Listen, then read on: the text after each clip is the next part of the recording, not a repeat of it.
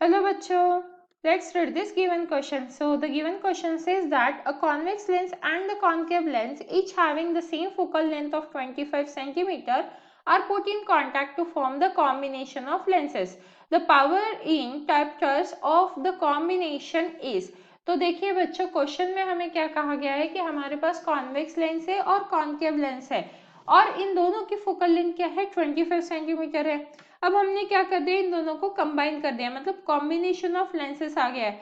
तो हमें जो कॉम्बिनेशन है उसकी पावर फाइंड आउट करनी है और वो भी किस में फाइंड आउट करनी है, डायप्टर्स में फाइंड आउट करनी है।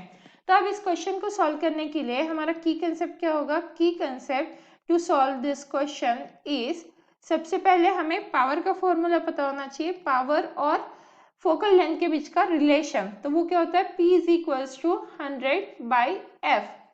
तो अगर हम P1 फाइंड आउट करें एंड P2, मतलब फर्स्ट कॉन्वेक्स लेंस के लिए P1 और कॉन्केव लेंस के लिए अगर हम P2 फाइंड आउट कर ले तो हम टोटल पावर फाइंड आउट कर सकते हैं, P is equals to P1 plus P2।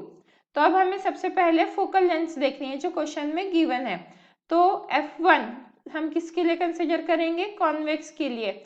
इसकी फोकल लेंथ कितनी दी हुई है, 25 सेंटीमीटर। देन है हमारा F2 जो कॉन्केव लेंस के लिए हम कंसिडर कर रहे हैं, इसी भी सेम फोकल लेंथ का कहा गया है। तो इसकी फोकल लेंथ क्या आएगी, -25 सेंटीमीटर, क्योंकि कॉन्केव लेंस है तो नेगेटिव साइन हमें कंसिडर करनी होती है। तो यह हो गया हमारा -25 सेंटीमीटर। अब यहाँ से हम P1 फाइंड आउट कर सकते हैं, 100/F1, मतलब 100 बाय क्या आ जाएगा हमारा 25 सेंटीमीटर। तो इसकी वैल्यू क्या आ जाएगी हमारी +4D। और F2 की वैल्यू क्या आ जाएगी, सॉरी P2 की वैल्यू क्या आएगी, यहाँ पे आना चाहिए P2।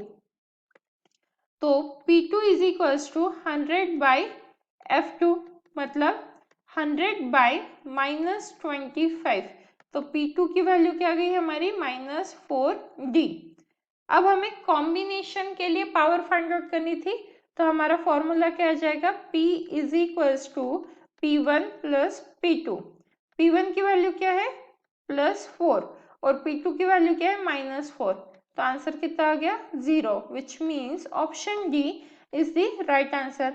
Hence, the final answer for the given question, that is the combination having the power 0, which means option D is the right answer.